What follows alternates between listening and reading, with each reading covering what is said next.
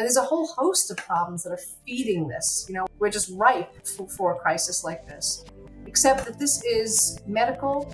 These procedures are irreversible. There is bodily harm, there is psychological harm, and there's family destruction.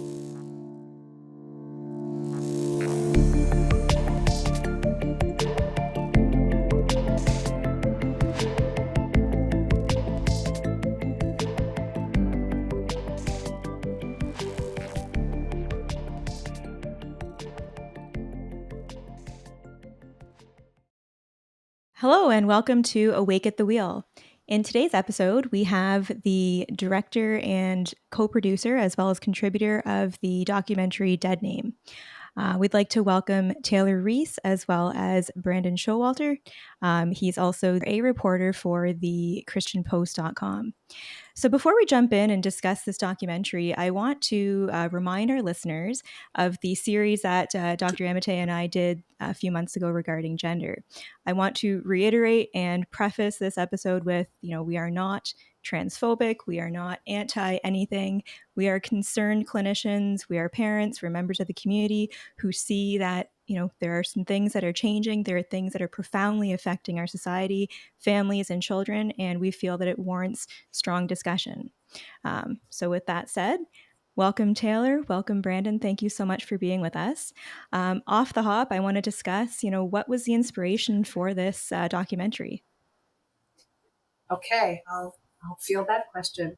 Some 4 or 5 years ago, I witnessed close hand in what I could see quickly was an emerging crisis. Fundamentally, it started in my mind as a mental health crisis as I watched largely young women struggling through puberty and adolescence. And instead of sort of going down the natural paths that I could recall, that have always been known pretty much to generations, we saw a divergence into a whole world where transgender ideology became part of the solution for young women dealing with trauma, dealing with discomfort with their bodies, dealing with social isolation, dealing with a sense of loneliness or feeling lost. This is now all pre-pandemic, so that had nothing to do with it yet. But I saw something emerging in the community that I live in my world around me, and I started to look beyond what was just going on right here and recognize that a very disturbing trend was underway, a movement, a trend, something that seemed antithetical to to how we would typically deal with mental health issues and mental health struggles. And that was the entry point for my beginning to speak to hundreds of parents on this issue. And Brandon, before you respond, I do want to point out to anyone watching this on YouTube, you will notice that there's no video for Taylor to protect their identity because there has been some targeting of them. So I wonder briefly, Taylor, if you can speak on that as well.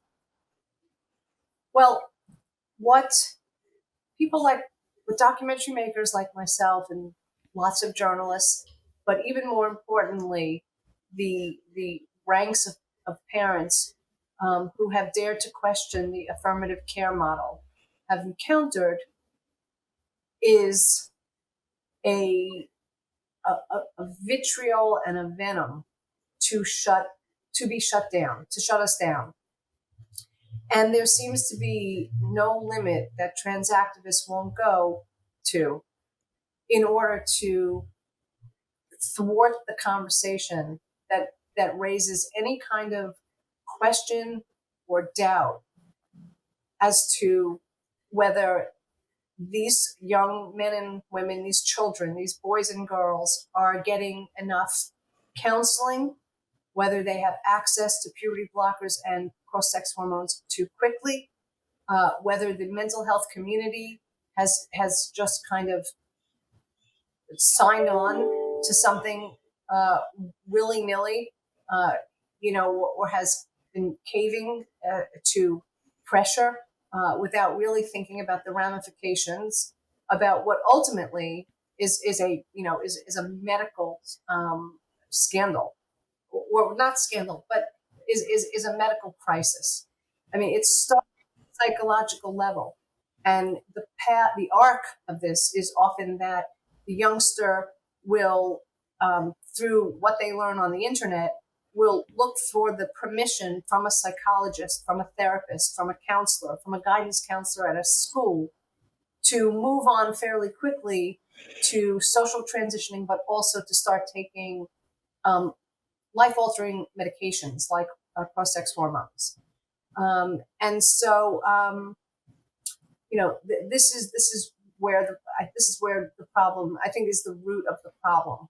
It's where it starts. It's why the psychological community, the therapy community, is such a key player, and it is so important for them to have some knowledge of what this looks like from the inside, and not just from an academic or theoretical, space. Brandon, what inspired you to get involved in this documentary? Well, I was honored to be a part of this documentary, and Taylor first learned of me when, believe it or not, a feminist friend had seen a speech that I'd given in 2020, in the summer of 2020. I have been reporting on these issues pretty much soon after I started as a journalist at the Christian Post in 2016. I learned about the manipulation of language that was happening throughout a lot of the press. And it was so confusing because I would read an article and I couldn't keep it straight what was being said, because they were calling males she, and there would actually be a female mentioned in the article, but then I would wonder, well, why are they calling this person she if it's male, trans? And I started seeing these other euphemisms and sort of the lingo, and reported as brute fact, assigned sex at birth. I mean, how is that even possible? So I was so confused by the language aspect. But then I learned about what was being done medically to children, and when I learned what they were using the blockers for, despite no FDA approval, no clinical approval for their use for gender confusion, it's just sort of a switch flipped inside of me, and I said, "Oh no, this!" I just knew immediately that this was grossly unethical. And because we started to report critically on this at the Christian Post, I soon started hearing from many parents whose teenage daughters hadn't gone to Planned Parenthood and gotten cross-sex hormones within 30 minutes. I started hearing about young people running away from home and undergoing surgeries even as a minor. I mean, these horror stories, but parents were coming to whoever they could in the media who would talk about their stories and not either blow them off or actually report what was going on, and they were desperate. And it was like staring into the abyss. I've lost sleep at night because of how terrible it is. I very much believe it is one of the worst medical scandals of all time. But unlike previous ones, it's actually marketed to young people in identity language. This is fomented online in social media forums, on Tumblr and YouTube. And I just learned about how this was ripping families apart. And because of my extensive interaction with such families, and I spoke of that in that speech in 2020, and then Taylor saw it and she reached out and said, "Would you consider being a part of this documentary film that I'm making that is trying to give a voice to the parents? I want to showcase the parental perspective, how parental rights are being undermined, what this is really like, kind of an intimate portrait, a snapshot of a few families that have been upended by this." And so, because I've lost count how many moms and dads I've talked to, and I know the issue well from that vantage point, I was honored to be a contributor in it. And it continues to move people. It was released December 20th of last year, but this film, as we say in journalism, is very evergreen. It's not tethered to any particular current events, and so it is as relevant today as it will be a few years from now, because the situations that these parents that are profiled in the documentary find themselves in are exactly the same. Taylor really captured what it is that they go through when this ideology invades a home. And to that point, I don't want to give away too much about the documentary because I do highly encourage our listeners to watch it for themselves. But one thing that I really admired about it is that it wasn't fear-mongering. It wasn't portraying a certain agenda. It was, the raw emotions of parents who were hurting, who were experiencing what we're seeing across society and what is concerning the four of us. So I really want to point that out, that it was, I feel that it did a great job of being neutral and presenting the facts. We thank you for that, making that observation, because that is the goal that we set out with right from the outset. The idea was not to politicize this, weaponize it. This is not about red state, blue state, as we say in America. This was not about religion or beliefs. This is about parenting. This is a film about what it is like to be a parent and suffer with a loss of control over your child's life entirely, whether that child is a 4-year-old or a 20-year-old, who's afflicted with cancer and with whom you are still very much tied together to protect that child.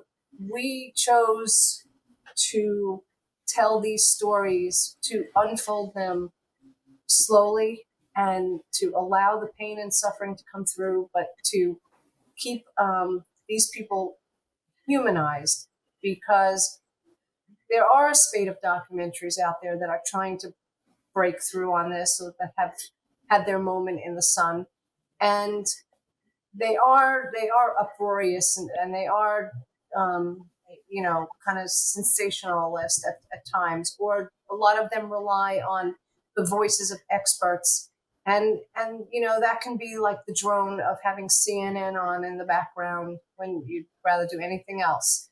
We wanted to make it so that you walk away and you feel Amy and you feel Bill and you feel Helen, and one of the things that Amy says is that, if this isn't happening to you, you don't know what this feels like. Right. There are a lot of true words in Dead Name, and there are a lot of very poignant moments, and that might not seem to be one of the most, but in a sense, there's some very rich information there, because we function as humans. I don't need to tell you guys, you're the therapist, but we function through empathy, and we function through compassion. And sometimes it's hard to understand what somebody else is going through, especially something as macabre and surreal as watching your child decide that he or she is needs to be a different gender, and what that entails, the minutia of that, the erasure of the things in their bedroom, the recoiling, if you call them their name or their quote dead name, the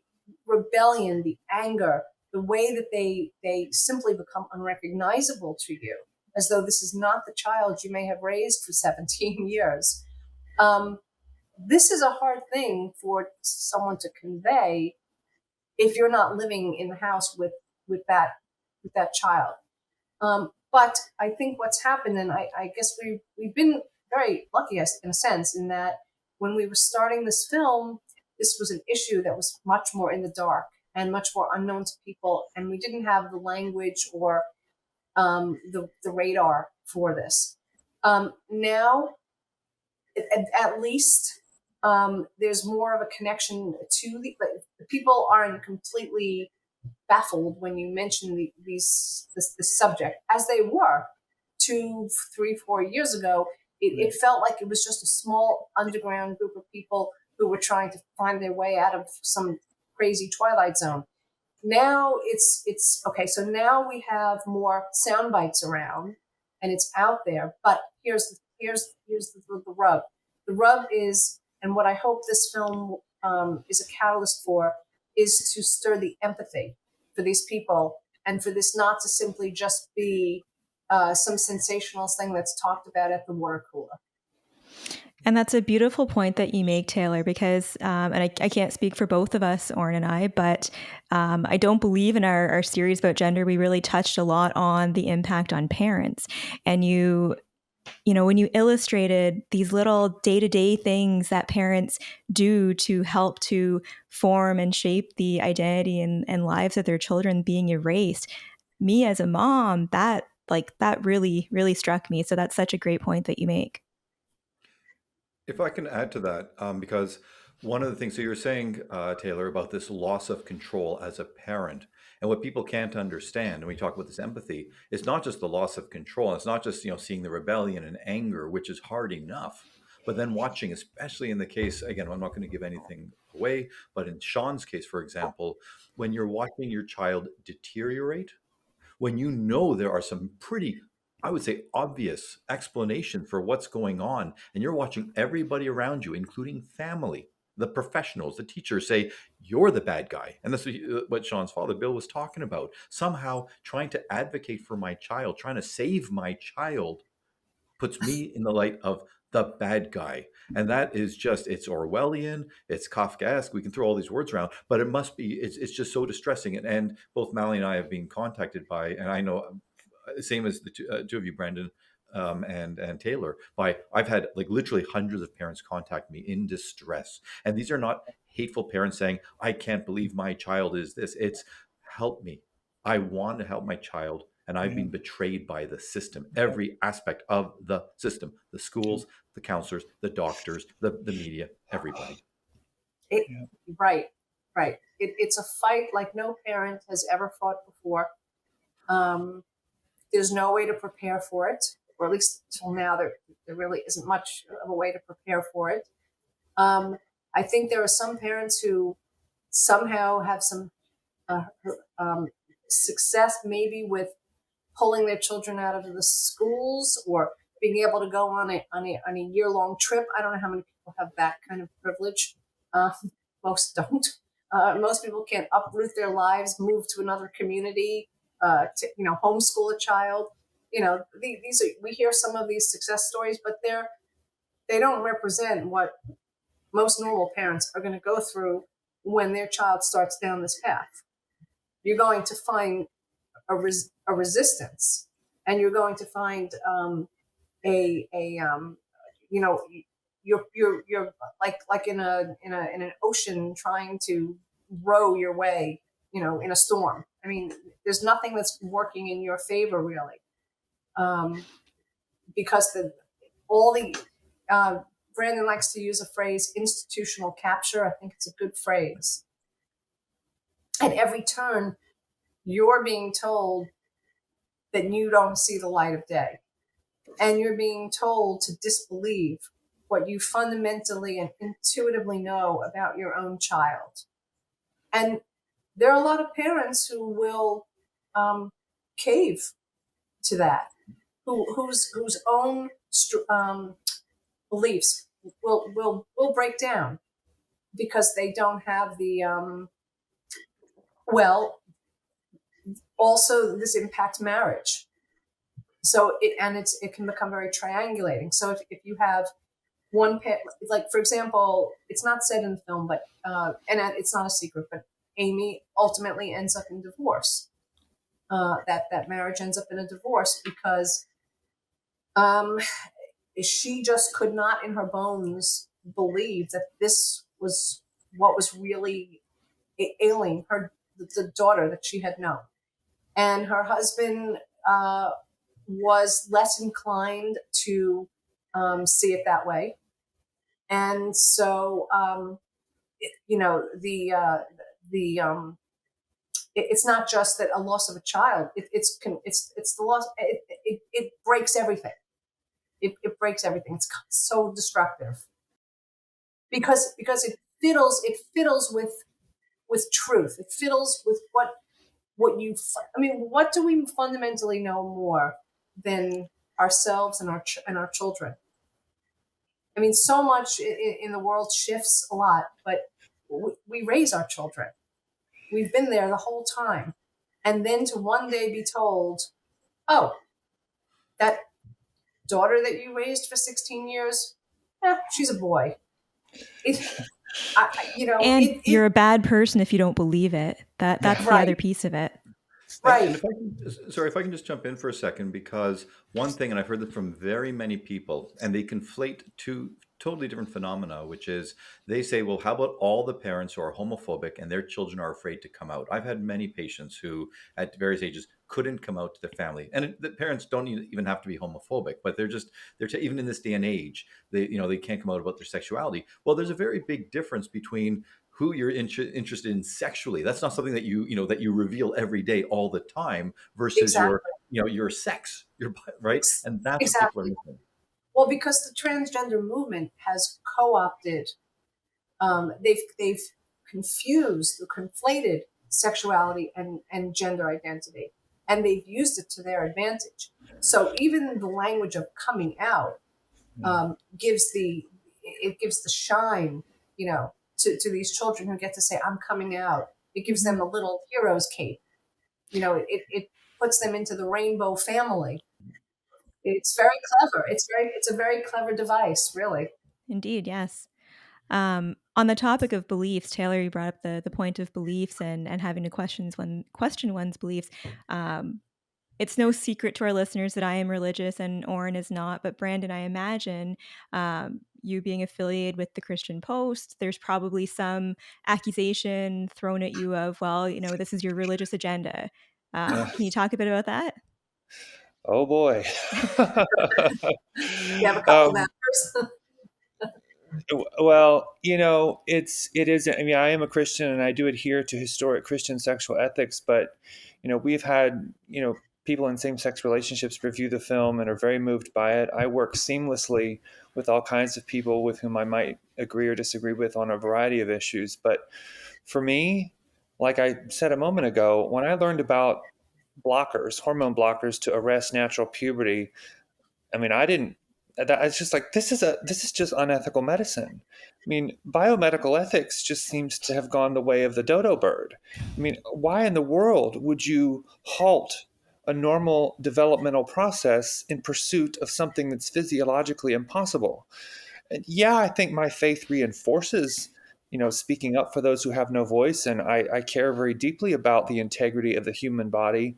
I mean, my faith as a Christian is about the redemption of the body. I mean, it's all, I'm not going to give a Bible lecture here, but yes, so my faith does motivate me. But I mean, if you see an injustice and you see a medical scandal and you see children being hurt and abused, what decent person, whether you're religious or not, wouldn't speak up? And I'll tell you, I have been appalled at the way in which I've seen some pastors just take this super duper cautious approach. Some of it I kind of understand, but give me an atheist or a non-religious person who is bold as a lion and sees this issue clearly than a pastor who knows the truth and is just so tepid. I mean, I have very little patience for those who don't want to speak truthfully on something so serious, as Taylor well knows. I mean, I don't even bother me with that kind of nonsense. Mm-hmm. But no, I mean, the only agenda I have is to expose the truth of what's happening. And when you hear, I mean, like I said, I've lost count how many desperate moms and dads I've heard from over the years. It's just the agony they are in is otherworldly. It rattles my bones. I've soaked my pillow with tears. I mean, it's just, you can't, my conscience would never leave me alone if I just tuned it out. Yeah. It's just so troubling because of the nightmare that these families are going through. I think when a reckoning finally happens across Western societies about this issue, I've said this before many times, but I'm not going to be shocked at the vast scope of the carnage. I think what Taylor has exposed in Dead Name and others who have done journalistic work on this, we've only just touched a fraction of what's happening. I think when the spell breaks, if you will, we're going to see that this impacted so many families, particularly because we have a generation in many schools who are being indoctrinated to believe that the denial of their sex and of objective reality is a commendable social good. And so the fallout from this is going to be staggering. And yet I still have great hope that um, we will recover, but it's been brutal. Hmm. But no, I don't have any other religious agenda other than to tell the truth. And so Yeah. if people want to call that a religious agenda, well, okay, guilty is charged. But the Christian Post will continue to be unequivocal about this. We regard gender affirming care as horrific, unmitigated child abuse, and we won't apologize for saying that. And if I may just add about pastors, I certainly have empathy because therapists find themselves in the same plight. And I think what it is perhaps it's not ignoring what they know to be true, but more it's fear, right? I know a lot of Yeah. good therapists that are terrified of this. And Yeah. frankly, Oren and I are putting our reputation on the line potentially here by even talking about this. So while I hear you, I just want to add in there that I do have some empathy for these pastors as well. It can be. Other thing it could be is that they want to understand the issue, and it seems very strange and bizarre. And yet, I sometimes I will do this every once in a while just to make people get it if I'm frustrated. Depends on what side of the bed I wake up on, but I will sometimes pull out my phone and say, I want you to take a look at this. And I'll show them a picture of a young girl, maybe who looks all of 14, who's had her breasts cut off and she has gashes slashed across her chest. Or I'll show them a phalloplasty surgery where they carve up the forearm in order to make a pseudo phallus, and the color will drain from their face. And it's like, I don't think when you actually see the pictures of these horrible I mean, they get it real quick. Let's just say they recognize that, okay, you cannot do this to the human body, and how dare we call this medical care. I mean, they just instinctively know. We know a lot of surgeries are gruesome, but when you're talking about removing physically healthy body parts, they know something has gone wrong. I mean, by what standard of medical ethics do you do that? And if I can just jump in again with, because this theme of empathy, because, and I've heard so many people, I've seen so many people say that on the one side, they're making it sound like, children are getting double mastectomies at the grocery store, whereas on the other side, you hear people saying, well, it's only, let's say, 5,000 this year. Only when you have I know. only before even one, right?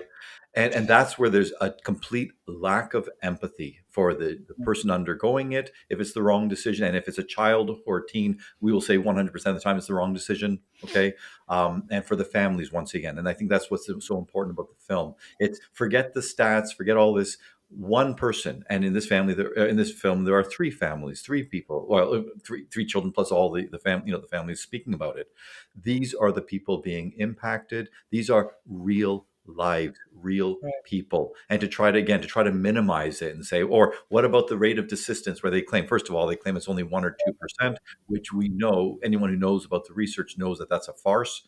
It's much higher than that. It's just due to bad research that this number comes up. And B, that was when there were better protocols in place. That is when they were properly screening people for mental health issues to see whether they are a good candidate. This was after they were given ample therapy and so on, and they saw that nothing else worked. And we might disagree on this, and it depends on our guests might disagree, but I've said, if an adult has gone through so much therapy, counseling, they tried, and nothing else is alleviating true gender dysphoria, and they really are struggling, I am in favor of medical treatments. I have said this on record many times, but these are for adults, and these are for people who've truly had every other alternative explanation ruled out, where we can't say it's trauma or a personality disorder or some other severe psychological or psychiatric disorder, and they've gotten all the care they need, nothing else works. In those cases, yes. Or even as adults, if they say, I do want to take cross-sex hormones and and experience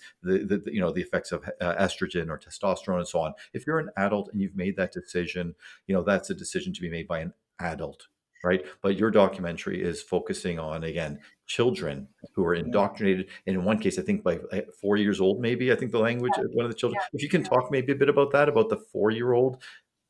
Yeah, I mean, I just want to say I completely agree with you that if an adult, you know, wants to do this to their body, and even there, I think that um, it is clearly a psychological issue. Um, okay, and still probably needs, a full treatment plan. The problem with children is that they're impressionable, that they have a limited understanding. Their brains are not even fully formed until like their mid-20s, I think. Okay, so their sense of that they can be compulsive, they can certainly lack judgment. They certainly don't have a long view on what these young women who are having double mastectomies and taking hormones are foreclosing on fertility. They're making these decisions as teens. As full-fledged adults, you'd like to think that they've probably been struggling with psychological issues for probably some many years or decades, and that this has been fully explored in a therapeutic setting. For children, it's for the 4-year-old in the film.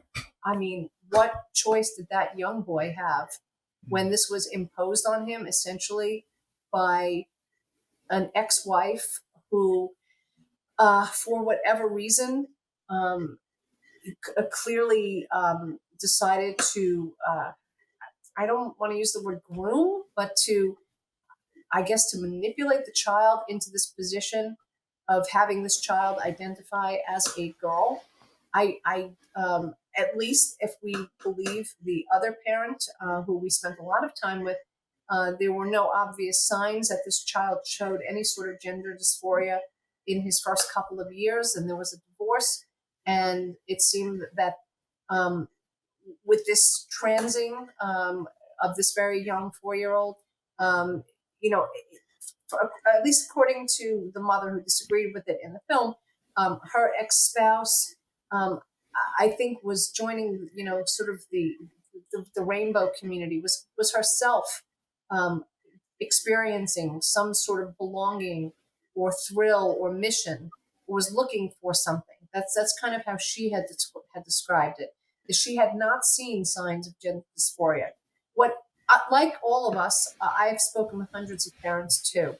And what is the common denominator amongst parents whose kids come to this around puberty is that these tend to be children who are struggling with, some often on the autism spectrum, are often adopted children who have untreated trauma, are children with anorexia, bulimia, cutting issues, self-harm issues. I can't think of a single social anxiety, and also 2 other things that track. One is that it seems there's an overwhelming of these children. They are extremely bright children. They hew toward being artistic. They have high levels of functionality around verbal and artistic skills, a lot of them, but they're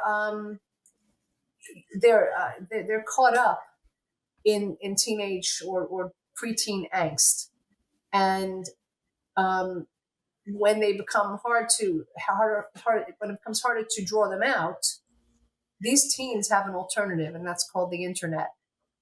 And this is the game changer. This is what has created the landscape for this to manifest, really.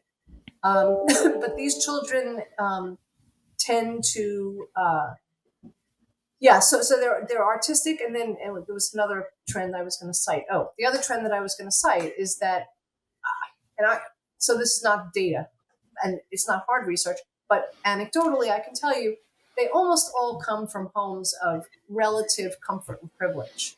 They've been exposed to a lot. They've had, pretty solid upbringings. They tend to even do well in school, and yet they're the most vulnerable to this. It's sort of this like lethal cocktail that draws a particular profile of child into this dark realm. I think Brandon can probably, or the doctor, maybe you can speak to this too, but do you see those trends? Because that's what I've witnessed. Well, and I'm going to pass back to you in a second, Brandon, but I was going to ask the two of you, okay? I have to be very careful only because of, let's say professional ethics and limitations. But first of all, the children that you were describing and the teenagers, definitely that tracks. Okay. Have seen that for sure with many, many of the children. Also, even though you said they do well in school, they may do well academically. Socially, most of them are not doing very well, right? That Yes. contributes to their distress, confusion, and discomfort, especially Agreed. around puberty, right? But the Right, second thing, agreed. and this is the part that I want to ask the two of you, and maybe Malini, you've seen this as well, but again, we have to be careful with what we can say. Yeah. I know in Canada there are a few people in particular. Again, I'm not going to name them, but when you look at the parents of the children who are suddenly becoming transgender, or from a young age they are using language that doesn't seem to be appropriate or that you would expect to hear out of a 4, 5, 6-year-old child. When you look at the parents, and again, I'm going to be very vague here, but I'll let the two of you be more specific. Maybe there seems to be certain personality types, okay, of and not and I want to be very clear here, like the parents, I'm not talking about the parents who go and try to seek help and they're doing this in good faith. I'm talking there's another type of parent who seems to get some kind of gratification from their own journey into the LGBT family and rainbow and so on, the rainbow family. So do you want to talk a bit more about that, and if you've experienced that with the people that you've spoken with, again, because I have to be very mindful of what I can say. Well, I can say that you could probably write 1,000 different case reports and case studies. I mean, I would not, there are some clear trends, but and then again, I'll get a phone call where it's this situation that just sort of defies all of the odds, and it just kind of, it's a very different dynamic. But oftentimes, if it's a young boy that's mired in this, there's a very overbearing mother. There's a lot of talk in this space about munchy moms, Munchausen's by proxy moms. Um, I did a big article on that issue because I was just couldn't understand what is this Munchausen syndrome by proxy all about.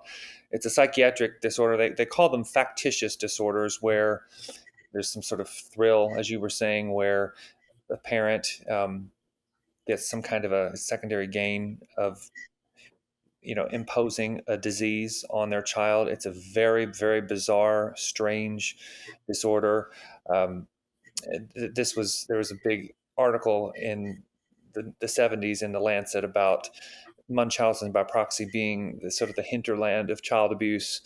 And the researchers that have studied this bizarre psychiatric disorder found that it's overwhelmingly women who impose this on their child, and those women are often very distressed and have other things going on in their own lives where they become convinced that this or whatever, whether it's a trans identity or some kind of other condition, that sort of becomes their pathway to fame and glory, whether they get all this attention because people are pouring out sympathy because they have a sick child, that kind of thing. But I've gotten phone calls too where it's the fathers pushing it on the kids as well, and it's the mothers who are resisting. There are a few of those. They are rare, but they exist. Um, I, as a Christian, I have sort of a spiritual, understanding of some of these things. I think there is a spiritual darkness that's unmistakable. But the mental health crisis among some parents who do seek to get some kind of gain for having a trans child, if you will, quote unquote trans child, that's unfortunately a real thing. I think Helen, who is profiled in the movie, I think there was something going on there. I don't know the details of that, but it really, there's a very jarring moment in the film, and you can see this in the trailer, but people often gasp when they see it. But that's the little boy who's featured, Jonas, and he's 4 years old, and he fully describes trans surgery on his genitals. Right. So someone, and we believe that it was likely Helen's ex, taught him about this surgery. And when you hear these words coming out of the child's mouth, people just know in their gut that this is wrong. And so there's a certain sickness to it that an adult is teaching a child about, altering your genitals to become the opposite sex, which is, of course, impossible. But then when you see a very young child saying it, I mean, whoa, let's back this train up and discuss what's possibly going on in the minds of in Helen's case, the parent or the schools. I don't think it was the preschool that talked to this young boy about surgery or hormones. It says in the documentary shows that this poor little boy watched a video about cross-sex hormones. I mean, who's showing a kid like that? Someone who's clearly sick and has some problems. I'm not a mental health clinician. I'm not a psychiatrist, obviously, so I'll stop short of, diagnosing anybody from afar. I don't believe that's a good practice, but something has clearly gone wrong. And unfortunately, there are parents in this country who need some sort of status, and the status they can acquire is by having a child who claims to have been born in the wrong body. It's like they have a celebrity kid almost in some places. Yeah, I just wanted to add that there's different grades and nuances in all this, and I can't help but think that for most parents, when the child, especially at 13, 14, says I'm trans, it's hard for me to envision how any parent is like, oh, excellent news, haven't any better news than that, and that at that point, that's where there's the fork in the road where, I would say that most parents will at least start down the path of, well, let's look at this, let's explore this, let's try to figure this out. I think that is probably the majority. And then there's that fork of the road where some parents will dig in and they just know it isn't right and they won't get on board with affirmative care. And there's another camp that will go down that path because they have been made to believe that they're going to end up with a suicide on their hands and all of the other tropes that they have to swallow. Okay, so there's that divergence. But let's place another filter on top of that. And I don't know if you can speak to this, but I feel like these last two decades would represent the most permissive parenting culture that we've ever encountered. I think that as a culture, as a people, as a race, we have handed over so much authority to children, and that there's been some scrambling in the roles of the parent-child relationship. And I do think it's one more explanation for what has created the fertility for this event to be playing out the way it is. I mean, from the youngest of age, you hear parents say to a 2-year-old, what would you like to do today? And just kind of like this outsized authority. Every parent who calls their child their buddy, they're not their buddy, they're their parent. Right. And I wonder somehow, Brandon, with his faith, believes that eventually there's going to be a reckoning. I feel like a reckoning is only going to be possible if the whole entire notion of what the parent-child relationship is about gets reevaluated, because I really think it's this permissive culture that has led our children where they are. Yeah. Yeah. And to that point, Taylor, we've done a number of episodes on this podcast about that very topic, the permissiveness of the attitude towards parenting, gentle parenting, different types of parenting, where essentially it boils down to the kid is in charge. So I think that you're certainly onto something with that. And that reminds me of something that Sean's father in the documentary stated, that I can't remember his exact words, but something along the lines of parents need to be able to be parents in these situations. And that's been taken away, whether it's through, the culture of parenting in general, whether that's through, some of the, let's call it leftist ideology surrounding this, where if you question your child, you are, insert whatever word you want here, you're demonized, you're a bad parent, and so on and so forth. So absolutely, the power is taken away from parents to be parents. And I think that also leads into our profession, where therapists are losing their ability to do their job and properly assess. Sean's story was the one that moved me the most. All three of them were very interesting, but my therapist hat went on right away, and I was jotting down notes actually when they were talking about his history. And it just blew me away that nobody Nobody looked at the trauma, the vast trauma that he went through between losing his mother, his various medical traumas, his illnesses, no doubt a trying Brother. childhood, the Yeah, brother, right. the list just goes on. And the fact that nobody addressed that just completely blew my mind. It was disappointing and frankly disturbing.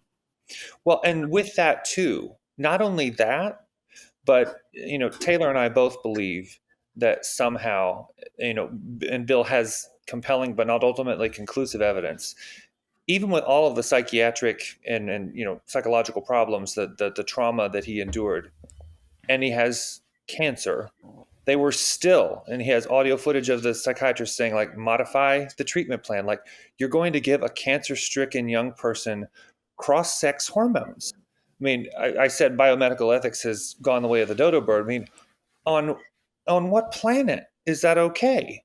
I mean, that we very much believe that somehow Sean got his hands on cross-sex hormones and that exacerbated his cancer and hastened his demise. I absolutely believe that. I wish, Bill says it is the movie. He wishes that he had more proof of that. I know I'm convinced.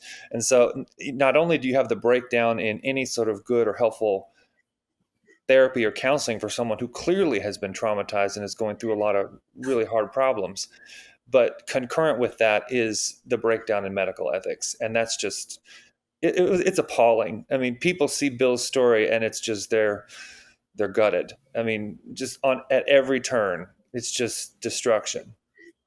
And if I can, it's just, I'm not going to make light of this, but every episode, it seems that there's a word that I kind of latch on to. So I make it like a drinking game every time I say it. So the word today is empathy.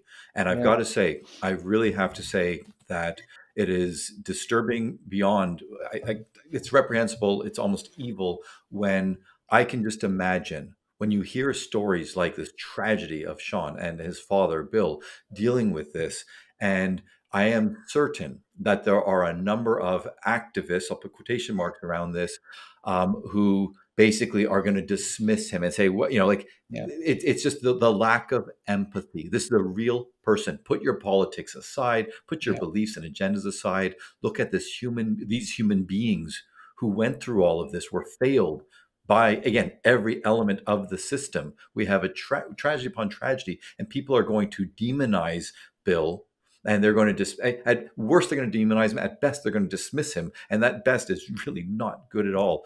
And I just wish some people would really step back and look at the fact that these are real human beings, the parents and the children. Yeah. Well, they are. They are real human beings. They have nothing to gain. The worst thing that could possibly happen to them has happened. I mean, it's just, and not like it matters, but the three parents who are profiled have differing views politically. They're all over the spectrum, and this is not a slick or provocative political film at all. And these are human beings. They're normal, everyday American parents. And they're gonna live with the fallout for the rest of their lives. Yeah. And that was just what I was going to touch on, is I sense that there isn't a space for these parents to address their trauma from this, because frankly, this is traumatic. And I'm not saying having a trans child is traumatic. Let me be abundantly clear about that. But going through everything that comes along with that is indeed traumatic. But, there isn't space for them to speak about it, deal with it, get support, and so on. It's horrible. Right. And I want to go back to something you mentioned earlier, because again, people, and Mal and I talked about this a little while ago, people are now, they have the internet. So now everyone's an expert. They learn a few buzzwords, they toss it around. And I just want to bring this up because when you see it happening, even as a professional, you can be dumbfounded by this Munchausen by proxy. So I used to do many hundreds of assessments for the courts and for children's aid societies or child protective services in Canada.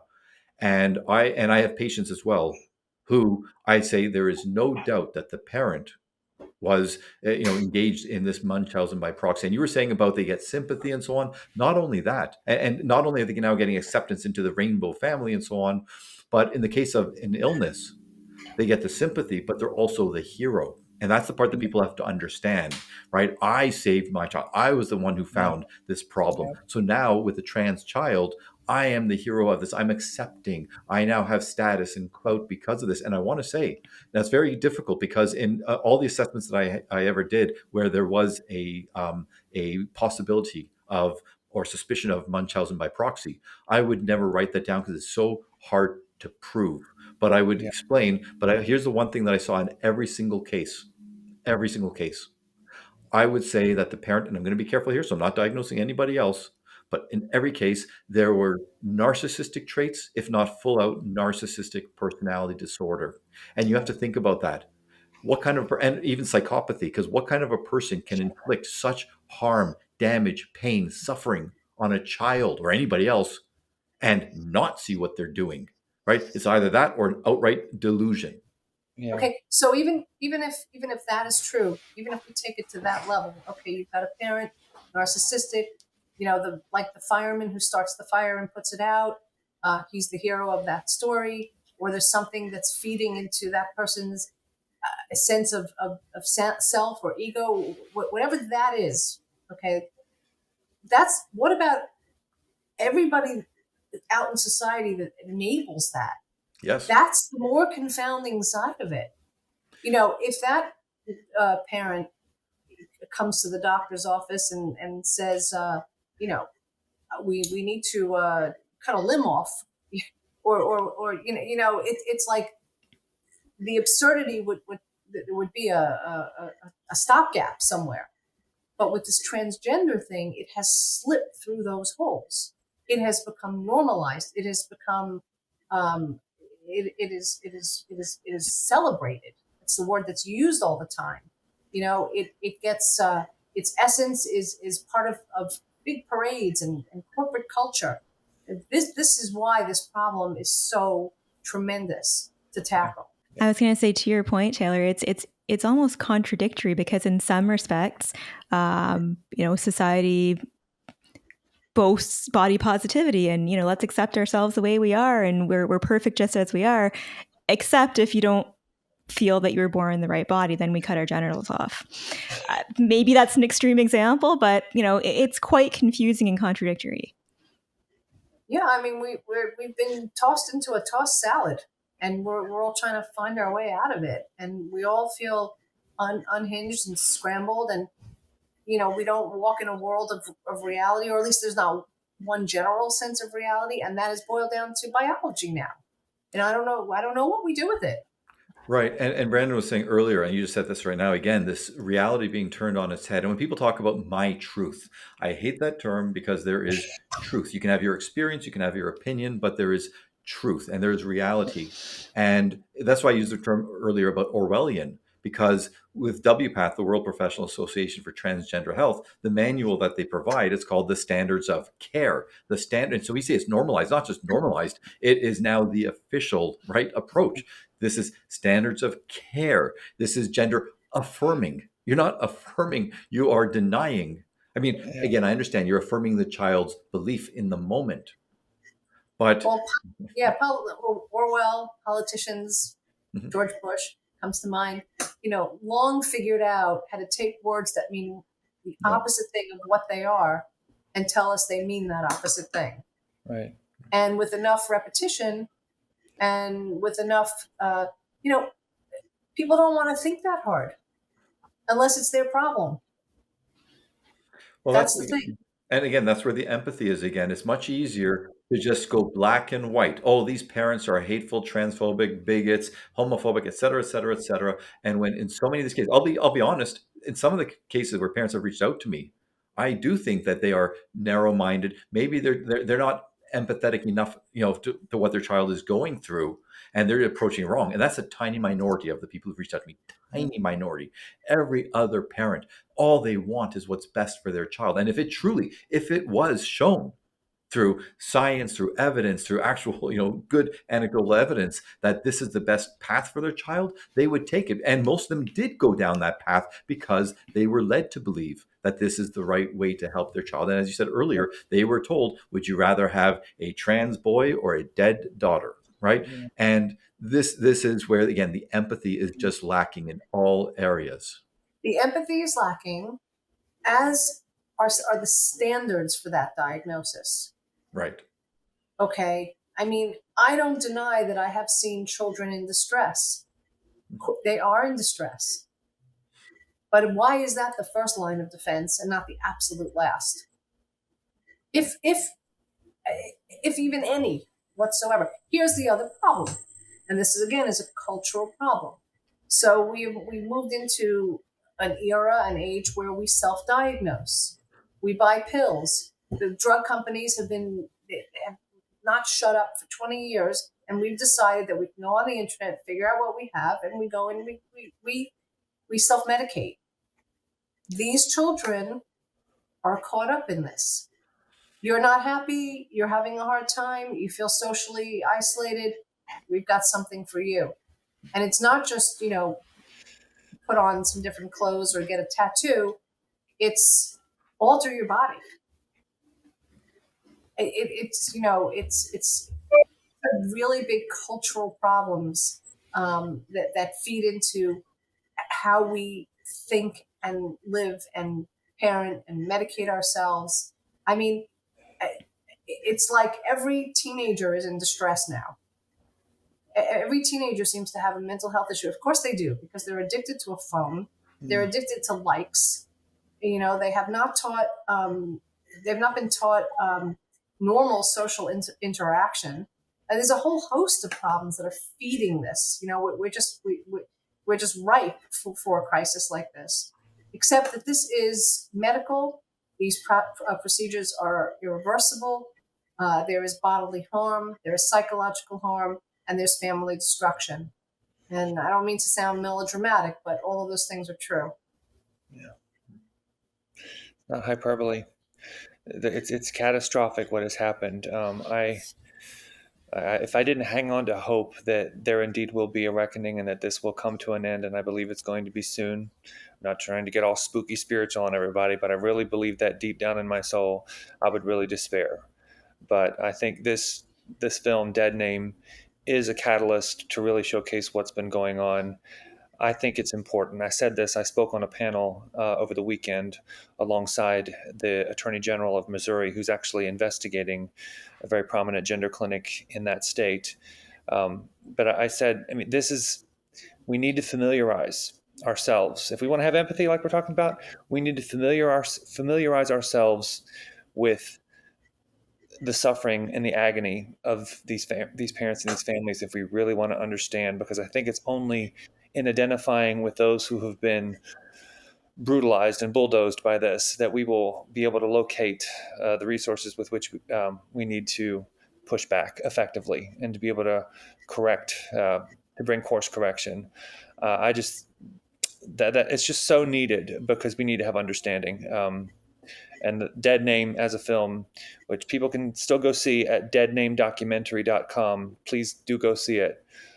It's a perfect way to engage the issue with the kind of thoughtfulness that I think the hour demands of us. We need to really lean into this with a lot of heart. Yeah, and we'll put that link in the description of this episode as well, so folks can find that easily. But Taylor and Brandon, in every episode of this podcast, we it seems like doom and gloom, and we get into this Pandora's box of no solution. So we always want to end off with, what can we do about this? So I'm going to throw this question to each of you. What can parents do? What can families do? What can just general citizens of our society do with all of this? Well, I'll take that question first, because 2 weeks ago, we had the great privilege of gathering in a church in Pennsylvania, where the pastors were grappling with this issue, wanted a way to introduce a catalyst for its community to be able to talk about this. And a screening was held with about 200 parishioners from the community who came to see it. It was followed up. We did a panel. There was much effort to make sure that there was security around the event. But what I think was so powerful was the group dynamic, the ability to watch this film as a tight-knit community, knowing who your neighbors are, who works in the schools, who works in the therapy settings. In other words, to take it away from the safety of watching it on your laptop and turning it into a community event is something that helps take it to another level of the responsibility that we all have in watching out for our children and trying to figure out how to talk about this, what it is, and what education is going to be necessary. Because I actually think we've already lost a generation to this. So that was an experience. Just to take a step back. Typically, when we put out a film, we have been to the film festivals. It's very gratifying. Films they show, you're in rooms, you're out and about, you're advocating on a topic. It's all out there. With this film festivals, which tend to be very liberal, they won't touch this topic. Brandon knows of two other filmmakers, I think, who have tried to submit films into these festivals. The festivals will take them and then they'll reject them again, which is unheard of. Because, right, the film festivals, just like every other professional community, is afraid. Okay, so if we can't be out there, if we can't, if there's not a natural taking it to the road, mechanism, the best thing to do is for this film to be shown in groups, small group parties at home, in churches, in synagogues, in mosques, in any setting where communities gather so that they feel more at ease to talk about the issue, and presumably that they have been humbled by the parents who come before them to tell these stories. And so they feel some responsibility because they're parents too, or they know parents, or they have a niece or a nephew or somebody else who they might, or a neighbor who might be caught up in this. That's my parting shot, is gather, watch, and do what's necessary to start laying the foundation for a new direction with this whole thing. Otherwise, we're just talking heads, talking about a problem that's going to persist because the other side has a lot of energy. I just want to add one lament to what Taylor said, which is when you talked about these different spaces in which to watch as a community, isn't it really, it's a sign of the times that schools are not one of those spaces Yeah. where a film like this could be watched, or Yeah. in professional settings. I would love to give the link to to the Ontario Psychological Association, for example, or the American Psychological Association, and they wouldn't, well, I've been banned for life from the OPA for talking about these things, but at the APA, they wouldn't allow this to be played. Isn't it sad that those are the places where they need to be to watch this? Yeah. Sorry Yeah. to That interrupt. breaks Brandon. that breaks my heart the most. Yeah. I think one of the things that I would say in terms of solutions, everybody please, I think Taylor's advice is great. So I'll reinforce what she said. I'll reiterate that you should absolutely do a group viewing. But even if you don't have a place to do a group viewing, do please go watch the film at deadnamedocumentary.com. Definitely go see it. It's worth support the independent filmmakers like Taylor and others who are working hard to get the truth out. But I think there's something else that's even more important. And we cannot state too much how serious these medical atrocities are. And I will be unequivocal. The Christian Post will be unequivocal that, and Amy in the film says, this is like a crime against humanity. Where does our species go if you can cut off your body parts like this? It's one of my favorite lines in the film. There was something very powerful that, in the United States, we have a history of Emmett Till, who was beaten to a pulp by white supremacists and down south. And then his mother decided that she wanted to open the casket on what these evil men did to her precious son. And so he was photographed, and the carnage of his body was in the newspaper. And people saw that horrible, disfigured child because of how violently he had been beaten. And that was a turning point. And I'm not saying that you should be gratuitous with the gore, But I do sometimes think that we need a gut punch and that we need to open the casket, the proverbial casket, on what gender affirming care really is. So one way to open the casket is to not, you don't have to be extreme or gory, but don't use the euphemisms in your speech. Talk about, no, they're amputating people's genitals. Don't say bottom surgery. Don't lend credence to this ideology with your words. Language shapes our thoughts. And if you're so inclined, and people, if you get someone who's really curious about that and is just genuinely interested in having a conversation, every once in a while, like I've sometimes done, I think it's important that we see some of these medical crimes. These young girls who've had their breasts cut off. The first time I saw a phalloplasty, I felt like the bottom dropped out of the world. But I think sometimes we do have to just see that ugliness so we know what it is that we're confronting. Um, because there is no anguish, especially of all the parents that reach out to me. They're all distraught if their children are becoming mired in this. But the worst, the absolute worst, is the parents who send me the pictures of their children who've been surgically disfigured.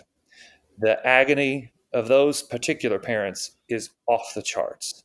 It's just the rage that boils through them is just so horrific that they know that some doctor, perhaps even on TikTok, marketed a surgery to them, and they were able to go, and in some cases, even as a minor, have their perfectly healthy body parts cut off.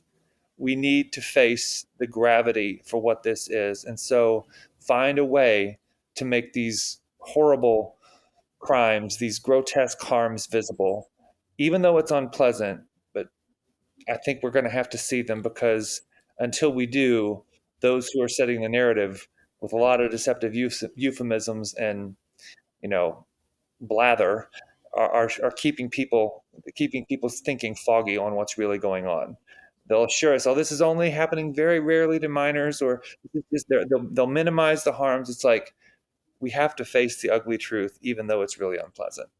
And so, do whatever you can uh, to do that. Well, it's just one last thing. It's broken bodies, but also broken families. Yeah, yeah. Yeah. And I think sometimes that's even the pain of that, the broken families, is even worse than the physical pain.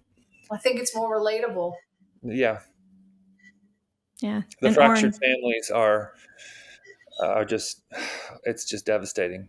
yeah. I can see the parents who I've talked with. I've had them in my home for dinner every once in a while. I can see their faces right here every night before I go to sleep. It's haunting. But that's thousands upon thousands of families in this country and in Canada today. Yeah. We owe it to them to become acquainted with their suffering and to give them the hearing that they deserve. Dead Name does a beautiful job at that, so go see it.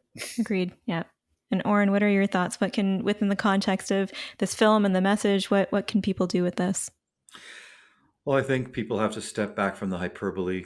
They have to look at the people behind the stories, and they have to avoid black and white thinking, because the reality is, statistically speaking, there could be a child who, and I know it sounds terrible, but let's say, that some type of radical surgery may be the only thing that would have saved that child's life.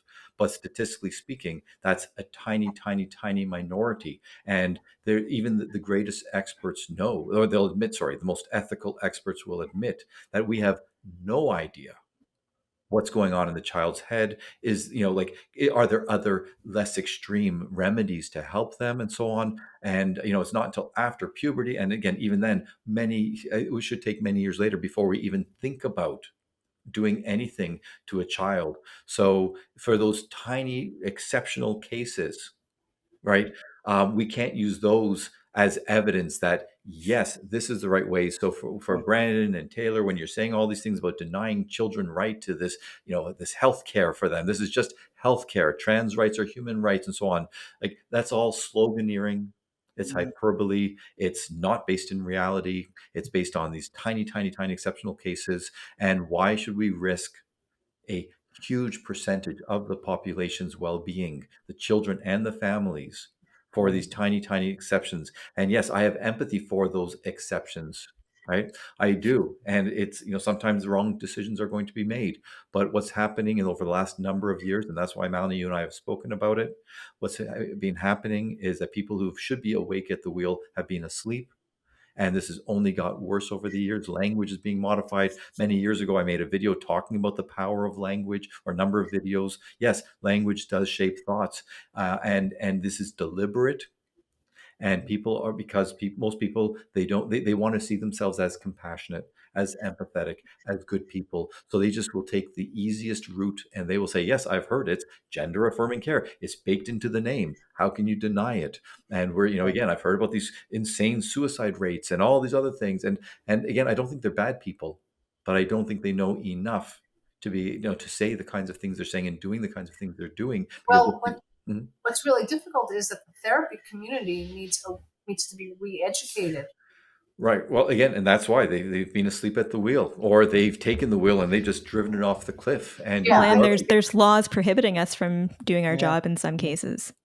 yes.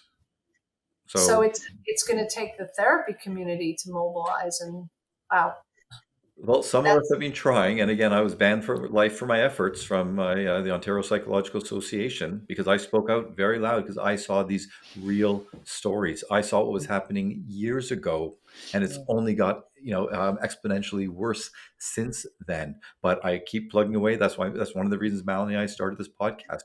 We want people to know that there are some of us who are on board and trying to help people, trying to show genuine compassion and Yeah. empathy. But that has to be based in reality. We need to rejig these best practices to say, here's what the science, here's what the logic dictates is best practice, not euphemistic terms, and just a complete moving of goalposts and everything else like that. So again, I think that, so once again, people need to be strong. They need to coalesce. And I say this every time we talk about these kinds of things, and you alluded to it, find like-minded people. Yeah. Realize you're not Yeah. alone. Yeah. There are people out there, and a film like A Dead Name does help to to show, because some of the parents said that's what they found when they went through this. Oh my gosh, I'm not alone. There are Yeah. people there to support me. Find the support. Yeah. yeah, Yeah. critical. And my thoughts, align with what the three of you have said here. Folks need to think critically when they are addressing any of these issues. Like Oren said, be awake at the wheel, understand what's actually happening out there. Don't just take people's word for it. Speak with other like-minded parents, because chances are, if you're concerned, other parents are as well. We didn't even get a chance to talk about school. I feel like we could do a whole episode on that. I know here in Ontario, there's a lot of protests going on with our curriculum and so on. But again, if other parents are concerned, or if you're concerned, others likely are as well. So find those like-minded individuals. Watch the documentary. And I'm not just saying this as a plug. I'm saying this because it gives you the opportunity to see a neutral approach, a neutral presentation of what families truly go through. This isn't, just a fashionable thing happening on the internet. This is impacting real people, real families every single day. And we need to understand the depth of that impact. As far as therapists go, Taylor, like you said, we need to re-educate ourselves. We need to understand what the impact is and what our responsibility is. I can speak for most therapists out there, most psychologists out there. We went into this profession to help people, and helping people means doing the difficult thing as well. So, that's what I'm going to emphasize here to therapists is be comfortable with doing difficult things, because that's what we signed up for. So, as far as our listeners, I want to know what they think as well. So, leave us your comments, leave us your questions, email us. We want to know what you think. Do you agree with what we're saying? Disagree with what we're saying? Let us know. Before we wrap up, Taylor and Brandon, thank you so much for being with us today. This was such an enlightening conversation. It was wonderful for us to watch the documentary and experience what you had to share. Oren, any last thoughts before we wrap up? Just again, I want to just share my appreciation as well. Thank you for what you've done. I know it comes at potential great costs to each of you for standing up and speaking out. You're doing the right thing, and in the end, that you're going to sleep better at night. And I hope more people are encouraged and emboldened by people like you speaking out. And so, with on that note, until next time, keep your eyes on the road and your hands upon the wheel.